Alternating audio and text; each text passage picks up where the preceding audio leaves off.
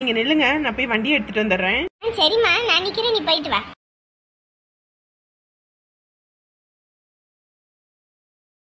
பா, என்ன வெயில் அடிக்குது. நம்மளாலேயே சத்த நிமிஷம் இங்கே வந்து நிக்க முடியல. எப்படிதான் இவங்கள கடையை போட்டுட்டு, அதுவும் ரோட்டுல கடையை போட்டுட்டு இந்த வேகாத வெயில வெந்துக்கிட்டு இருக்காங்கன்னு தெரியல. ஐயோ சாமி, ஒரு கூடை அறுத்த மாதிரி எதையாவது ஒன்று கட்டிட்டு வேலையை பார்க்கலாம். இப்படி வேகாத வெயில உட்காந்துருக்காங்களே. சித்திரை பிறந்தோனையுமே இப்படி வெயில் அடிக்குதே. இன்னும் அக்னி நட்சத்திரம்லாம் ஆரம்பிச்சா மனுஷன் வீட்டுக்குள்ள இருக்க முடியாது போல இருக்கு. ஆனா எப்படிதான் இவங்கள ரோட்டோர கடையை வச்சுட்டு உட்காந்துருக்காங்களோ. அத்தை வாங்கத்த, வந்து ஏறுங்க. சரிம்மா. அப்பா அப்பா, இங்கே நிறுத்துங்க, இங்கே நிறுத்துங்க. ஆண்டி, எம்மாடி நல்லா இருக்கியா? யாரு? அக்கா ராணி. அக்கா இப்ப மட்டும் நான் உனக்கு தெரிஞ்ச நடி.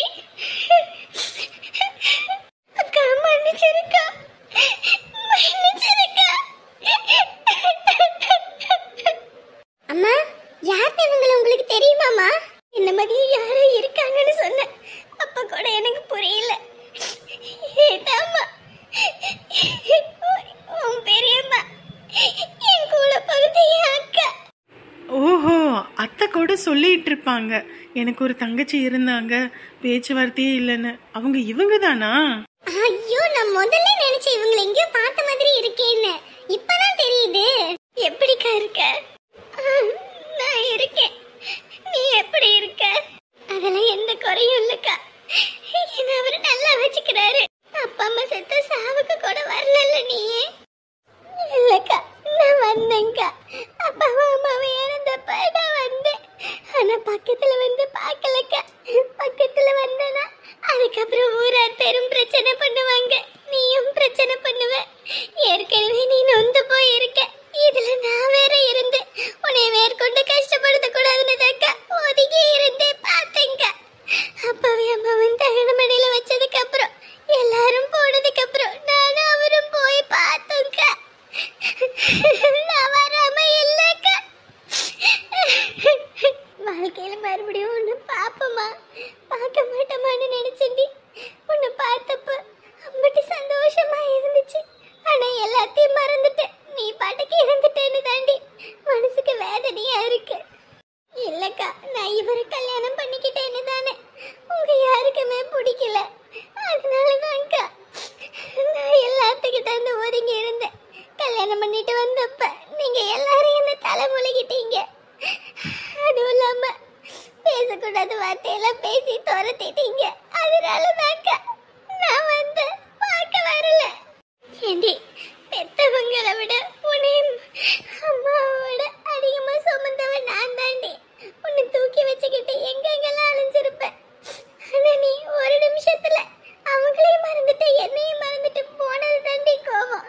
இந்த மாதிரி இந்த தம்பியை பிடிச்சிருக்குன்னு ஒரு வார்த்தை நீ சொல்லி இருக்கலாம்ல. சொல்லாம நீ பாட்டுக்கு முடிவெடுத்து போன. அது தாண்டி உன் மேல வருத்தம், வேற எதுவுமே கிடையாதுடி. இல்லக்கா, இவரு மாடு மேய்க்கிறவரு. இவரை கல்யாணம் பண்ணிக்க நீங்க விட மாட்டீங்கன்னு தாங்க நான் யாருக்கிட்டையும் சொல்லல. அம்புட்டு தூரம் உன்னைய படிக்க வச்சு, நான் படிக்கலினாலும் நீ படிக்கணும்னு நான் வேலைக்கு போன காசை வச்சு கூட உன்னை தாண்டி படிக்க வச்சேன். ஒரு வார்த்தை, உன் சந்தோஷம் தான் முக்கியம்னு நாங்க எல்லாமே பண்ணணும். அப்படி இருந்தோம் ஒரு வார்த்தை நீ சொல்லலன்னு தாண்டி வருத்தமே தவிர வேற எந்த வருத்தமும் இல்லடி. உன்னை மறுபடியும் பாப்பமானு இருந்தேன். உன்னை பார்த்துட்டேன், ரொம்ப சந்தோஷமா இருக்கடி. நீ நல்லா இருக்கதானே? உனக்கு எந்த குறையும் இல்ல? இல்லக்கா, என்னை அவரு தங்கமா தாங்கிறாரு. முதல்ல மாதிரி இல்லக்கா. இப்ப எங்களுக்குன்னு வீடு, வாசல், சொத்து, சொகனி எல்லாமே இருக்குக்கா.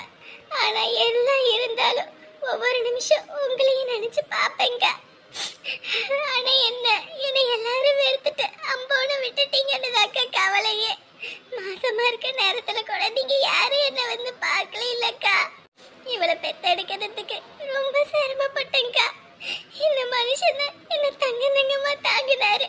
இவர் இல்லைன்னா நான் இப்ப இல்லக்கா. மன்னிச்சிருடி, மன்னிச்சிரு.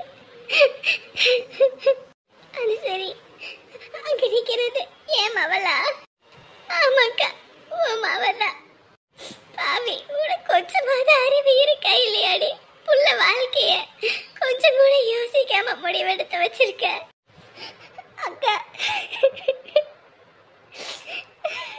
பணம் இருந்து புத்தி இல்லைன்னு சொல்லுவாங்க அக்கா. அந்த மாதிரி ஆகி போச்சுக்கா. கையில் முதல்ல ஊருக்கு வந்தப்பயே எனக்கு அந்த பொண்ணை பார்த்து பாவமா தோணுச்சு. ஏதோ இனம் புரியாத ஒரு சொந்த மாதிரி தோணுச்சு. அப்ப புரியல, இப்பதான் புரியுது இவ ஏன் புள்ளன்னு. படுபாவி, அவ வீட்டுக்கு போய் கட்டி கொடுத்து புள்ள வாழ்க்கை எப்படி ஆக்கிட்டேடி. அண்ணி, உங்களை அண்ணின்னு கூப்பிடலாமா என்னன்னு தெரியல. ராணியை எதுவும் சொல்லாதீங்க, தப்பு முழுக்க என் மேலதான் இருக்கு. தம்பி, நீங்க என்ன அண்ணினே கூப்பிடுங்கப்பா. எதுக்கு அப்பா அத்தனை சண்டை சச்சரவு அதெல்லாம் இப்ப யோசிக்கிற நிலைமையில கூட யாருமே இல்லை. ஏதோ தப்பா நிறைய விஷயம் நடந்துருச்சு. உங்களை நாங்க புரிஞ்சுக்கல, எங்களை நீங்களும் புரிஞ்சுக்கல. ஆயிரம் தான் நீங்க காதலிச்சு கல்யாணம் பண்ணி இப்ப நல்லா இருந்தாலும் அப்ப வளர்க்கும் போது இவன் மேல நாங்க உசிரையே வச்சிருந்தோம்.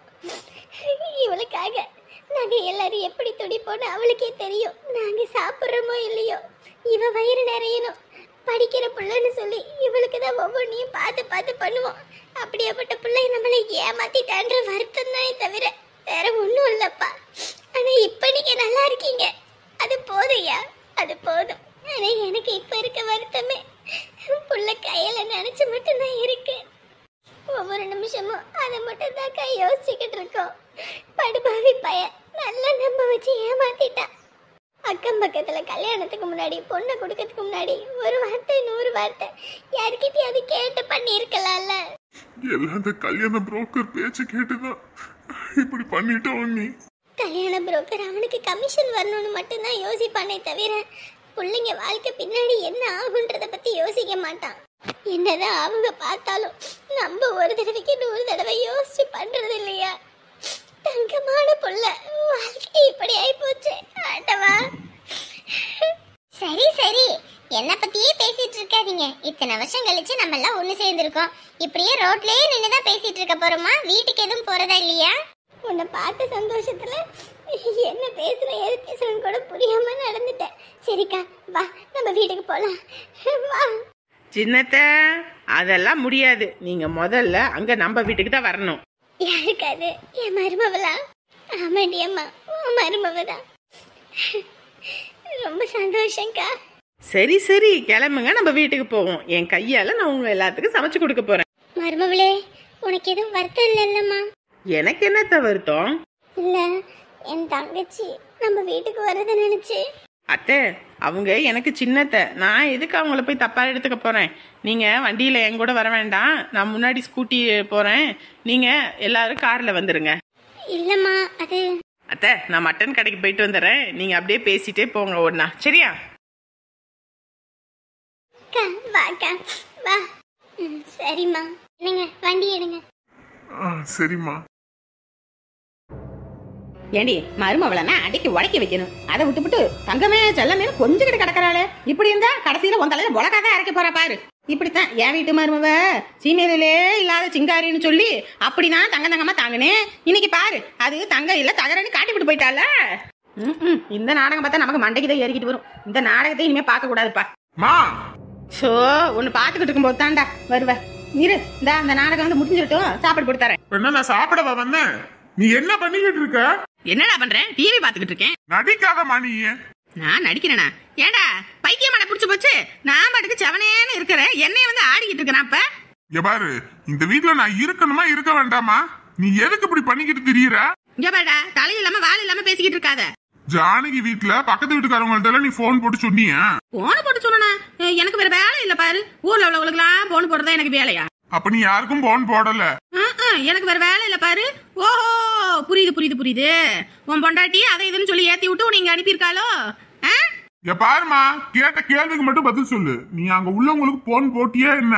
எனக்கு தலையெழுத்து பாரு. சும்மா என் வீட்டு சொத்த ஆக்கி பொங்கி தின்னுக்கிட்டு அடுத்த வீட்டுல போய் பஞ்சாயத்து பேசிக்கிட்டு இருக்கிறதுக்கு. இங்க பாருமா, நீ மறுபடியும் இந்த மாதிரி தான் பண்ணிட்டு இருக்க. நானும் பொறுத்து போய்கிட்டு இருக்கேன். ஆனா இதுக்கு மேல என்னால பொறுத்து போக முடியாது. ஏதோ உனக்கு உடம்பு முடியல, சரி பெத்த தாயாச்சு, நானும் விட்டுட்டு போயிட்டேன்னா ஒத்தையில நீ கஷ்டப்படுவியன்னு சொல்லிட்டு தான் நானும் பல்ல கடிச்சுக்கிட்டு நீ பண்றதெல்லாம் பொறுத்து போயிட்டு இருக்கேன். நான் தான் நீ பெத்த பாவத்துக்கு பொறுத்துக்கு வேணா, வீட்டுக்கு வந்த மருமவளும் உன்னை நீ பண்றதுக்கெல்லாம் பொறுத்து போகணும்ன்ற அவசியம் இல்ல, தெரியுமா? பேசுற பேச்ச கேட்டு என் பெத்த வயிறு குளிர்ந்து போச்சுடா, குளிர்ந்து போச்சு. இன்னும் நல்லா பேசு, அப்பதான் தலையில சிறப்படுத்த அடிச்சுக்கிட்ட மாதிரி இருக்கும். இங்க பாருமா, தேவையில்லாம பேசிட்டு இருக்காத. நீ என் பொண்டாட்டிய பத்தி அவங்க ஊர்ல உள்ளவங்கள்ட்ட அதை இதை நீ பேசிட்டு இருக்க. அது ரொம்ப பெரிய தப்பு. அது உனக்கு புரியவும் மாட்டேங்குது. நானும் சரி வயசானவங்க, சரி ஒன்னும் புரியாம பண்ணிட்டு இருக்காங்கன்னு நான் நினைச்சிட்டு இருக்கேன். ஆனா நீ எல்லாம் தெரிஞ்சுதான் பண்ணிக்கிட்டு இருக்க. அது சரி, அவங்க ஊர்ல உள்ளவங்க நம்பர்லாம் உனக்கு எப்படி கிடைச்சது? ஏய், அவ போய் சொல்லிக்கிட்டு இருக்கான்ற பார்த்தா நான் போன் போட்டு சொன்னேன்னு சொல்லிக்கிட்டு இருக்கேன். எனக்கு ஒரு வேலை பழப்பு இல்ல பாரு. எனக்கெல்லாம் அதெல்லாம் ஒண்ணும் தெரியாது சொல்லிவிட்டேன். அவளை ஏதோ கதை கட்டிக்கிட்டு இருக்கா. அப்ப நீ போன் பண்ணல? ஆமா எனக்கு போன் பண்றதா வேலை பாரு. என் பையன் உனக்கே நான் போன் பண்ண மாட்டேன், ஊருக்காரனுக்கே நான் போன் பண்ண மாட்டேன். இதுல இங்க இருந்து அங்க போய் போன் போட்டு பேசுறேன்னா நான் போட. சரி, அப்போ போன் எடுத்துட்டு வா. அது வந்து போனு சுவிட்ச் ஆஃப் ஆகி போச்சு. சுவிட்ச் ஆஃப் தானே ஆனிச்சு, நீ எடுத்துட்டு வா. நான் சார்ஜ் போட்டு அதுல என்னன்னு பாத்துக்கிறேன். ஏடா, கட்டினவளை நம்புவா, பெத்தவளை நம்ப மாட்டியாடா? கண்ணால் காண்பதும் போய் காதால் கேட்பதும் போய் தீர விசாரிப்பதே மெய்யின்ற அளவுக்கு நான் மாறிட்டேமா. நீ முதல்ல போய் உன் போனை எடுத்துட்டு வா. இங்க பாரு, சும்மா நீ அவ பேச்ச கேட்டுக்கிட்டு இங்க வந்து ஆடிக்கிட்டு இருக்காத. நானா ஒன்னும் எடுக்கல, சும்மா தேவையில்லாம பண்ணாத. நீ தேவையில்லாம பண்ணல தானே, நீ போனை எடு. எனக்கு தெரியாது, போன் காணாம போச்சு. என்ன, காக்கா வந்து எடுத்துட்டு போயிருச்சா? ஏன் வத்தல் கித்தல் காய வைக்கிறதோட போனையும் சேர்த்து காய போட்டியா? இங்க பாருடா, சும்மா என்கிட்ட இந்த பேச்செல்லாம் பேசிக்கிட்டு இருக்காத. போனு காணோம், அவ்வளவுதான். போனை காணோம், சரி நானே தேடிக்கிறேன். அத்தடி, ஊர்க்காரங்களுக்கு போன போட்டு சொன்னா அவளுக்கு நம்ம சொன்ன மாதிரி சொல்லாம அவளை அப்படியே கேவலமா பேசி அனுப்பி விடுவாளுன்னு பார்த்தா நான் தான் சொன்னேன்னு நேக்க போய் சொல்லி விட்டு வந்துட்டாளுங்க போல இருக்கே. ஐயோ, இப்ப என்ன பண்றது? போனை எடுத்து பார்த்தானா நான் தான் போன் பண்ணிருக்கேன்ற விஷயம் தெரிஞ்சிடும். அதுக்கப்புறம் என்னை கிழிச்சு கேப்ப நட்டு போடுவானே. ஐயோ. இது என்னது? அது ஏன் போனுதான்டா, ஏன் போனுதான். இதுல இந்த நம்பர்லாம் இருக்கே, இதெல்லாம் யார் போன் போட்டது? குடு பாப்போம். ஆத்தாடி, போன சல்லியா நொறுக்கி போட்டானே. இதுல காயெல்லாம் கடைக்கு போட்டா கூட 10 ரூபாய்க்கு கூட தேராது. ஏண்டா, ஏற்கனவே இதுல சார்ஜ் நிக்க மாட்டேங்குது. நானே ஏனோ தானே அதை பின்ன குத்தி ஏதோ சார்ஜ் போட்டு வச்சுக்கிட்டு இருந்தேன். அதையும் போட்டு நொறுக்கி புட்டியாடா. இப்ப நான் ஊருக்கு நல்லது கெட்டதுக்கு எப்படா போன் போட்டு பேசுவேன்? நீ பேசி கிழிச்ச வரைக்கும் போதும். இதுக்கப்புறமும் வாயை மூடிக்கிட்டு இருந்தேன்னு வச்சுக்க, நீ என்னையவே ஏமாளி கோமாளி ஆக்கிடுவ. டேய், போன உடச்சு போட்டேன். இப்ப தேவையில்லாத பேச்சு பேசிக்கிட்டு இருக்க. தேவையில்லாத பேச்சு நான் பேசுறேனா இல்ல நீ பேசிட்டு இருக்கியா? இங்க பாருமா, உனக்கு அவ்வளவுதான் மரியாதை. இதுக்கப்புறம் உனக்கு மரியாதையே கிடையாது சொல்லிவிட்டேன். ஒழுங்கா மரியாதையே இருந்துக்க. என் விஷயத்திலயோ என் பொண்டாட்டி விஷயத்திலயோ இனிமே நீ தலையிட்ட அப்புறம் நான் மனுஷனா இருக்க மாட்டேன். நாளைக்கு என் பொண்டாட்டி வருவா, ஆனா அவ இனிமே இந்த வீட்டுல இருக்க மாட்டா. இந்த வீட்டுல இல்லாம வேற எந்த வீட்டுல இருப்பா? இனிமே நானும் என் பொண்டாட்டியும் தனி குடுத்தனம் போலான்னு இருக்கோம். தனி குடுத்தனமா? டேய், நம்ம குடும்பம் எப்படிப்பட்ட குடும்பம், எப்படிப்பட்ட பரம்பரை. நீ போய் தனி குடுத்தனம் போய் இருந்தீங்கன்னா பாக்குற 4 ஊர் சாதி சனம் என்னடா பேசுவோம்? உன் சாதியும் வேணாம், சனமும் வேணாம். இனிமே உனக்கெல்லாம் பாவம் புண்ணியம் பார்த்தேன்னு வச்சுக்கவே, நான் தான் ஏமாலியா நிக்கணும். என் பொண்டாட்டி பேச்சு கேட்டு நான் அப்பயே தனி குடுத்தனம் போயிருக்கணும். அதை விட்டு இருந்தேன்ல, இப்பதான் தெரியுது உன் அருமை, உன் பெருமை எல்லாமே. ஆசக்காரன் மோசக்காரன் பாசக்காரன் என் பையன் ஒரு வேசக்காரன் இப்பதானே தெரியுது. பொண்டாட்டி கோடு கழிச்சா புருஷன் தாண்ட மாட்டாருல்ல. சரிடாப்பா, தனி கொடுத்தன தானே, போங்க போய் அங்க ஆக்கி பொங்கி தின்னு பார்த்தாதானே தெரியும். உழைக்கணும் அப்பு, உழைக்கணும். இங்க பெத்தவ வீட்டுல எல்லா சொகுசும் இருக்கு. பாத்திர பண்டத்துல இருந்து திங்க வைக்கணும் எல்லாம் இருக்கு. அதனால உங்களுக்கு உழைப்போட அருமை தெரியலப்பு. தனியா போங்க, ஆக்கி தின்னுங்க. தான் கை காசை போட்டு ஆக்கி தின்னுங்க. அப்ப தெரிய முடியும் இந்த அம்மாவோட அருமை என்னன்னு. இப்ப மட்டும் என்ன உழைக்காமைய வீட்டுல உட்காந்து தின்னுட்டு இருக்கோம்? சரிப்பா, நீங்க வெளியே போங்கப்பா. வீட்டுக்குள்ளே இருந்தா அருமை தெரியாது. வெளியே 4 இடத்துக்கு போய் ஆக்கி பொங்கி தின்னு பாருங்க, தெரியும். விலைவாசி அம்புட்டு விக்குது. சாப்பிடுங்க. சொந்த வீடு என்ன, வாடகை வீடு என்னன்னு வெளியே போய் பார்த்தா தெரியும். வாடகை வீட்டுல என்ன லட்சணத்துல இருக்குன்னு. சொந்த வீட்டுல பிசாசு கிட்ட வாழ்றதுக்கு பதிலா வாடகை வீட்டுல காட்டை ஏறிக்கிட்டே போய் வாழ்ந்துடலாம். ஓஹோ, அப்படியா? இந்த ஊர்ல நீ எப்படி வாடகை வீடு எடுத்து உன் பொண்டாட்டியை கூட்டிட்டு வந்து வச்சு வாழ்றன்னு நான் பாக்குறேன்டா. மணி இப்போ 9:30 ஆகுது. இன்ன வரைக்குமா அந்த அடகு வச்சு காசை வாங்கிட்டு வரதுக்கு போன பையல காணமே. டேய் மவனே, மவனே. என்னம்மா? ஏண்டா இந்த நகையை வாங்கிட்டு போன பையல இன்ன வரைக்கும் ஆளை காணமே. அத்தாண்டா வரத்துக்கு லேட் ஆகிட்டு ஆகுது. இன்ன வரைக்கும் கடை திறந்துருப்பாங்க. இல்ல கடகனி எதுவும் இல்லாம அலைஞ்சுக்கிட்டு திரியிறானோ. பாவம் பையன் நமக்காக ரோடு ரோடா காடு காடா அலைவான் போல இருக்கு. ஆமா ஆமா, நினப்பு தான் பொழப்ப கெடுக்குமா. ஏம்மா, மணி ஆகும்போதே தெரியலையா அவன் நகையை எடுத்துட்டு ஓடிப்பான்னு? வாயா அது மண்ணன் தாலியானே எனக்கு தெரியல. ஏண்டா நல்ல வார்த்தை உன் வாயில இருந்து வராதா?